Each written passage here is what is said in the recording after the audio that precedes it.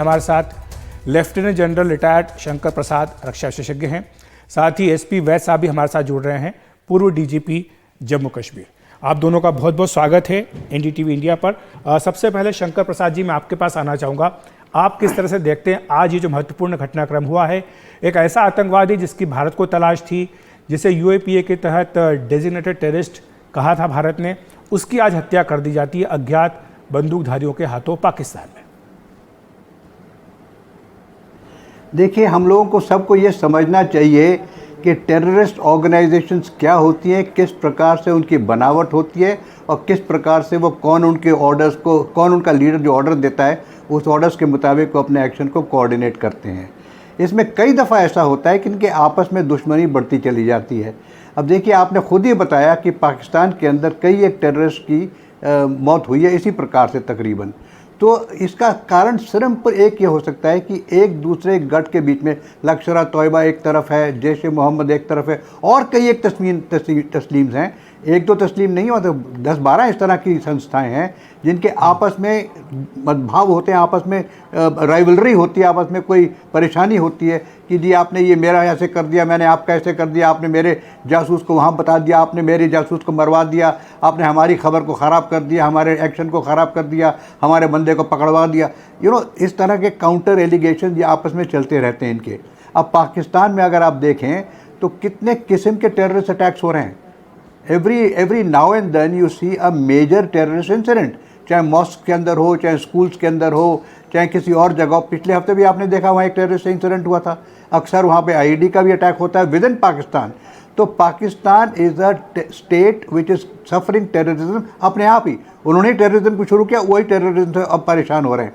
अब परेशान हो रहे हैं इस माने क्योंकि टेररिस्ट एक्टिविटी उन्हीं के देश में उन्हीं के लोग कर रहे हैं, और ये जो हरकतें हो रही हैं ये उन्हीं के लोगों के आपस में झगड़े हैं। उसमें जिस तरह से ड्रग ट्रैफिकिंग होती है, जिस तरह से ड्रग स्मगलिंग होती है, उसमें लार्ज क्वांटिटीज ऑफ मनी की इन्वॉल्वमेंट होती है, उसमें large number of police authorities की एक तरह से साजिश मिली होती है, एक तरह से सपोर्ट होती है।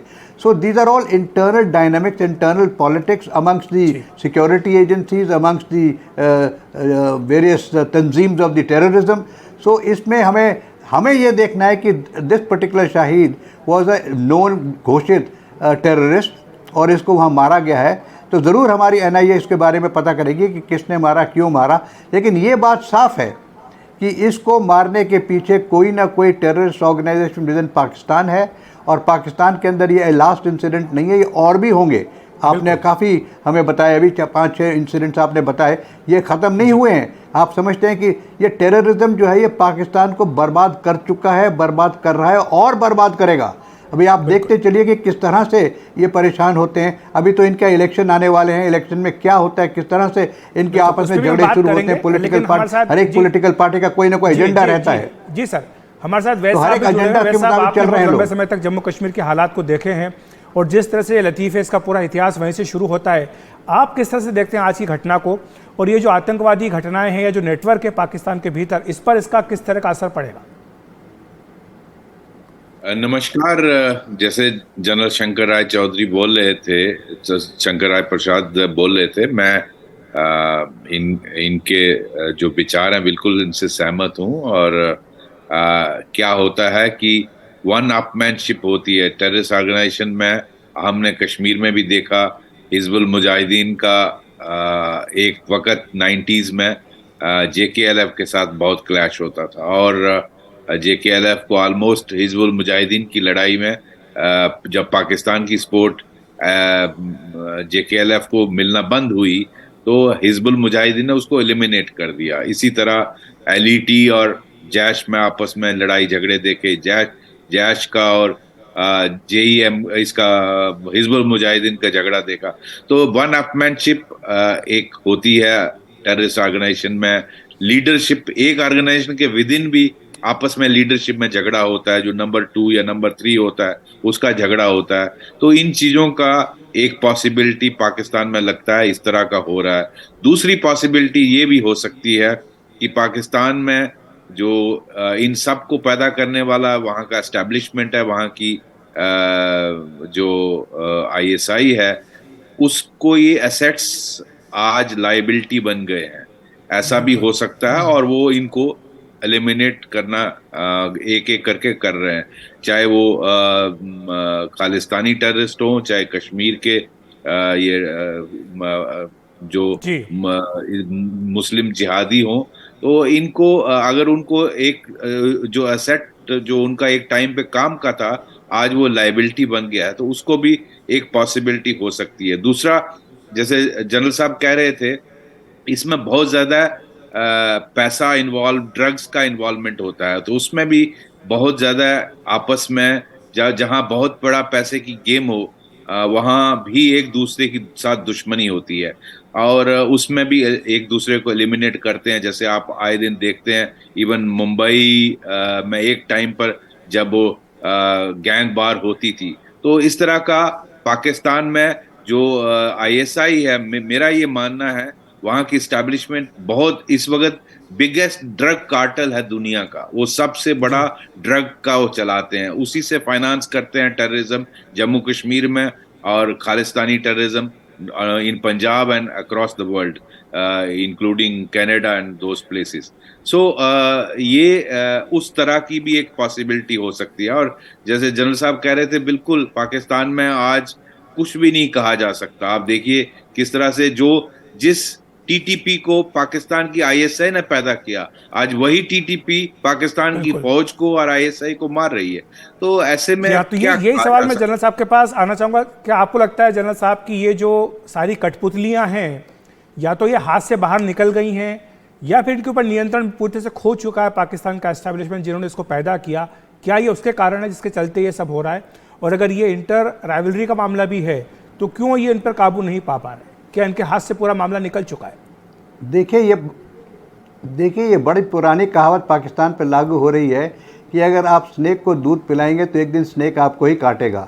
जिन संस्थाओं को आईएसआई ने, जैसा दीदी साहब कह रहे हैं, उसको पाला पोसा, उसको बड़ा किया है, उन्हीं को नसरा है आज। तो ये एक बड़ी एक this is the one of the biggest reason why Pakistan is a failed state. आज पाकिस्तान में प्रॉब्लम क्या है? पाकिस्तान में प्रॉब्लम समझ में नहीं आ रहा कि वहाँ पाकिस्तान में सरकार कौन है। क्या मिलिट्री सरकार है वहाँ पे? क्या सिविलियन पॉलिटिकल पार्टी की सरकार है? क्या आतंकवादियों की सरकार है? नोबडी कैन रियली से कि जी ये आज पाकिस्तान की पॉलिसी को बना रहा है। अब आप सबको मालूम है कि किस तरह से पाकिस्तान के अंदर ड्रग ट्रेड होता है। अब उनकी आईएसआई खुद ही ड्रग ट्रेड करती है, और खुद ही ड्रग ट्रेड करने के लिए किसी ना किसी एजेंसीज का हाथ उसमें होता है, किसी की वो मदद लेते हैं उसमें। So it is such A convoluted situation. जो आप इनके हेडिंग्स देख रहे हैं, इनके टेररिस्ट ग्रुप्स हैं, इनकी आईएसआई है, इनकी इस्टेब्लिशमेंट है, इनकी पॉलिटिकल सरकार है, पॉलिटिशियन में झगड़े हो रहे हैं। सो इट इज़ वहाँ पर कोई ऐसा माहौल दिख नहीं रहा कि कोई रिकग्नाइज ग्रुप है जो कि कंट्री को चला सकता है, कोई पॉलिटिकल पार्टी है, या फिर एक मिलिट्री रूल है। It is not clear at all. तो इसकी वजह से क्या होता है कि इंटर गैंग राइवलरी हो रही है, इंटर फेस राइवलरी हो रही है। अब देखिए इसमें वो जैसे डीजी साहब कह रहे थे कि इसमें कई एक राइवलरीज होती हैं विद इन लीडरशिप। आपको तो मालूम है हिस्टोरिकली अगर आप जाके देखें कि बाप बेटे को मारता है, बेटा बाप को मारता है, बाप भाई को मारता है। So this is going on for a long time. अब इनका जो नंबर 2 है वो नंबर 1 से परेशान है, तो नंबर 1 को मार देगा। तो these are all issues which are very convoluted. बड़ा डिफिकल्ट सिचुएशन है, और इसी वजह से Pakistan is a failed state today. तो अब हम देखना ये है, but how do we benefit? हमें इस चीज़ से देखकर एक तरह से सेटिस्फैक्शन होता है कि जिस मोस्ट वांटेड टेररिस्ट को हम पकड़ना चाहते थे, जो हमारे यहाँ रह चुका है, जिसने पठानकोट पर हमारा हमला करा के हमारे 7 सैनिकों को मारा है, वो आज अपने आप ही मर गया। तो आपको ये पता होना चाहिए कि no terrorist got indefinite life, the terrorist have got very limited life.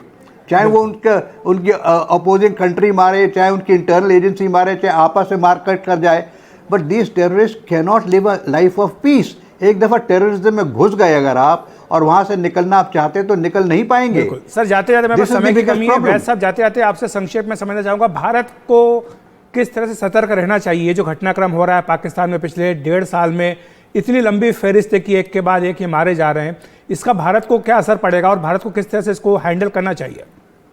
Bharat पर इसका असर बहुत अच्छा पड़ रहा है। जैसे जनरल साहब कह रहे थे कि ये हमारे दुश्मन हैं और ये एक एक करके एलिमिनेट हो रहे हैं। मैं समझता हूँ भारत के लोगों को ये अननोन गनमैन का शुक्रिया करना चाहिए, और एक बहुत बड़ी ये जो गंदगी है इस धरती पर बोझ है, ये उतर रहा है और बहुत अच्छा हो रहा है। अब मैं समझता हूँ हालांकि पाकिस्तान का फ्यूचर बड़ा ब्लीक लगता है। पाकिस्तान जैसे जनरल साहब कह रहे हैं फेल्ड स्टेट है, बिल्कुल। जी। उसके मैं सरप्राइज नहीं होगा अगर आज उसको पाकिस्तान की आर्मी होल्ड कर रही है। अगर आज आर्मी वीक हो जाए या कुछ ऐसा हो जाए जिससे आर्मी का तंत्र ढीला पड़ जाए तो पाकिस्तान 4-5 हिस्सों में टूट जाएगा। आज जी ये हालत है पाकिस्तान की। और एक बिल्कुल, तो बोरी काफ़ी सतर्क आटा रहने की देने ज़रूरत है से भारत को भी इस मामले में। जी सर, शुक्रिया आपका। माफ़ी चाहता हूँ, समय की थोड़ी कमी है। वैसे साहब आपका हमारे साथ जुड़ने के लिए, जनरल साहब आपका भी धन्यवाद हमारे साथ जुड़ने के लिए, विस्तार से बताने के लिए।